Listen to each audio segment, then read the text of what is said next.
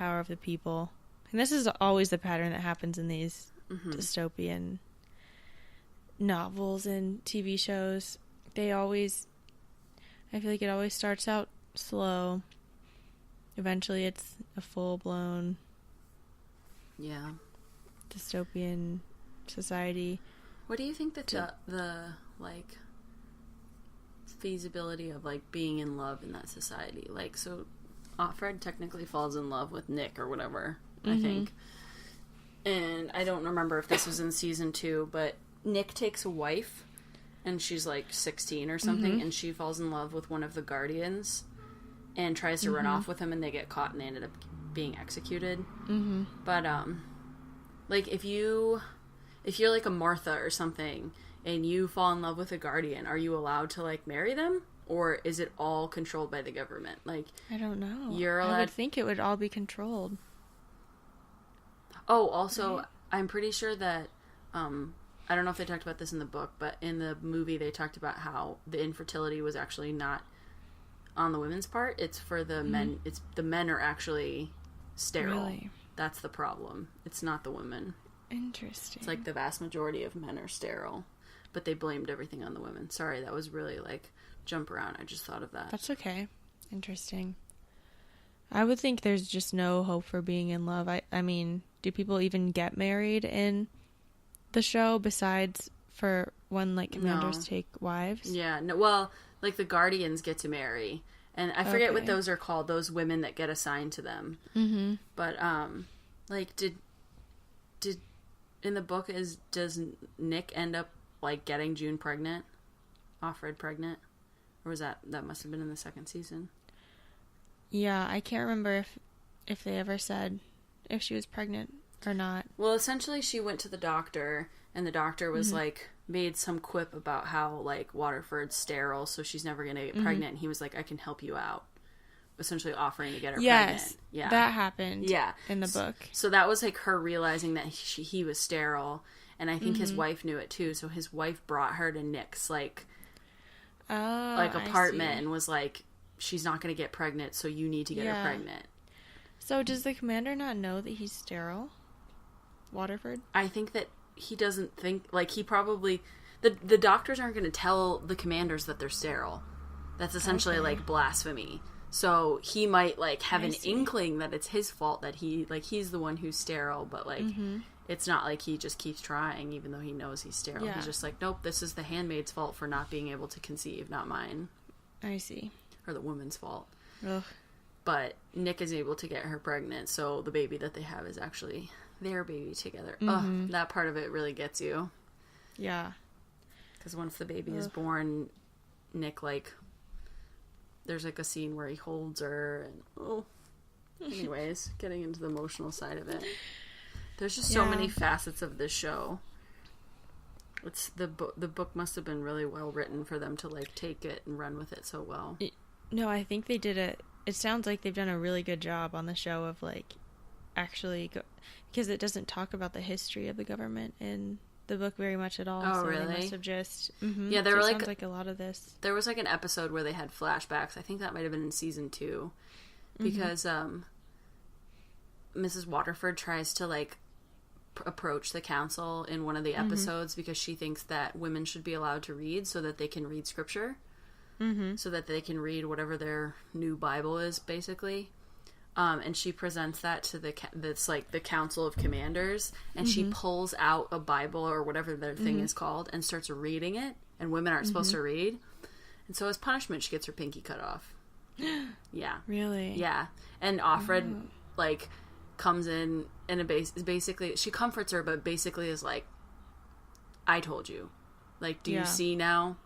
Like, just because you were never treated this way before, it doesn't mean they won't treat you this way. Like, you're not higher than any of us.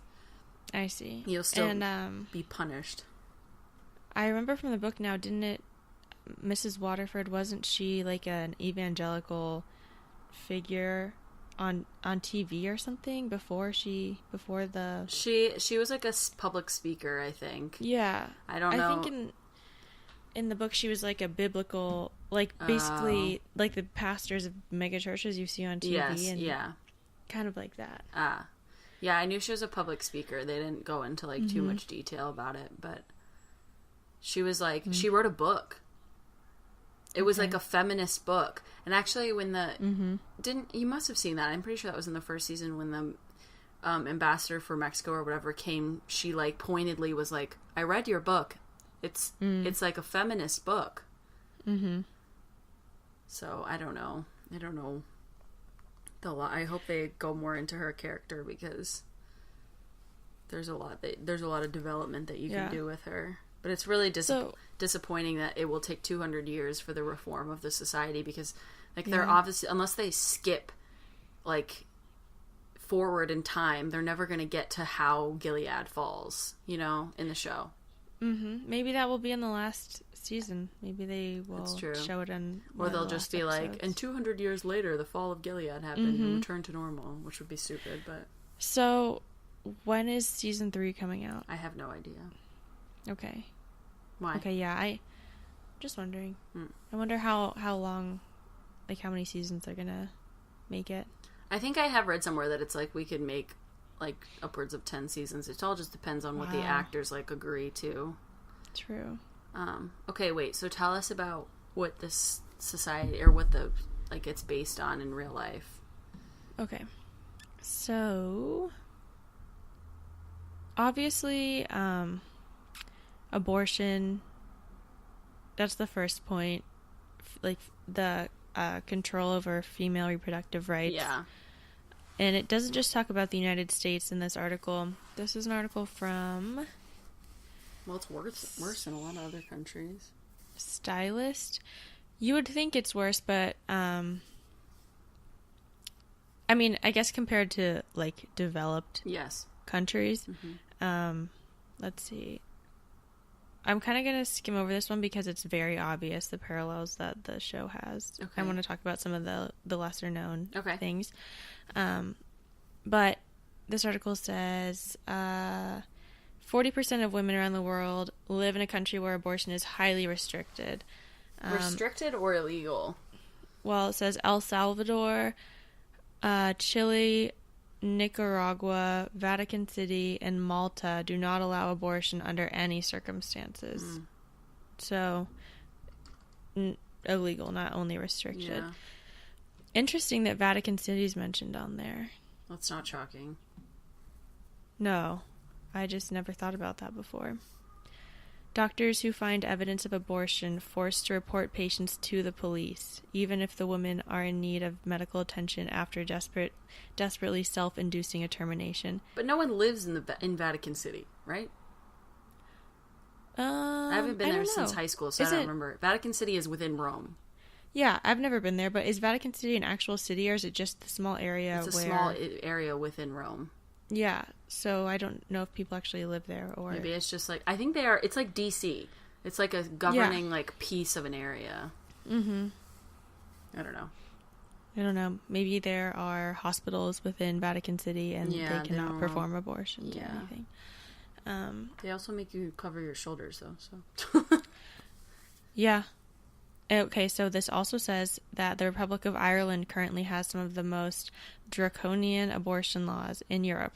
I actually knew that because there's a lot of people who are, like, protesting against that stuff. Sorry, continue. That's okay. But it just says banned even in cases of rape, incest, if the mother's health is at risk, or if the fetus has fatal abnormalities. Yeah. I mean, that's obvious that she pulled that from real society, but... actual society.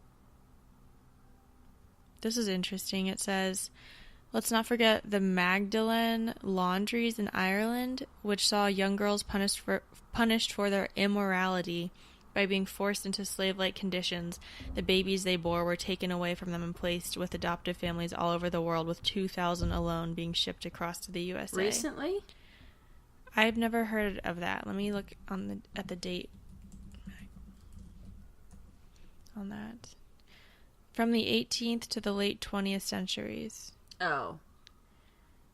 Yeah. Late 20th centuries? Yeah. Oh my god. Let's see.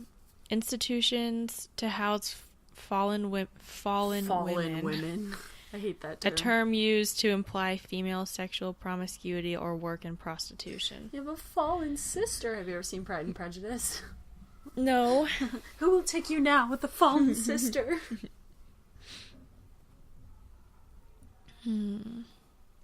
So, Margaret Atwood was interviewed by the LA Times in 2017, the author of The Handmaid's Tale. Yep.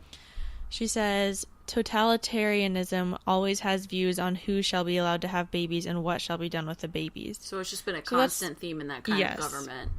Yes. It actually, I don't know, this might be in the article that you're looking at, but another one is, like, women not being allowed to be properly educated. That's still around today. Definitely. In a lot of Middle Eastern countries, they really didn't want to get that wrong. Don't want to offend anyone. Yeah. And this is a pretty long article. There's a lot of different things it covers, so that could be in here. And the next one it covers is female genital mutilation, which we talked about a little bit. Yeah. Female genital mutilation, FGM. Yeah, actually, everything that I learn is from fucking television shows or movies.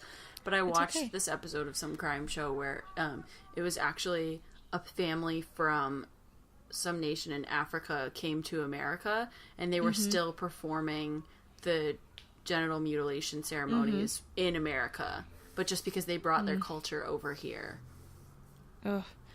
And it says that still some 23,000 girls living in the UK are at risk of FGM, despite the fact the act was criminalized in the UK in 1985.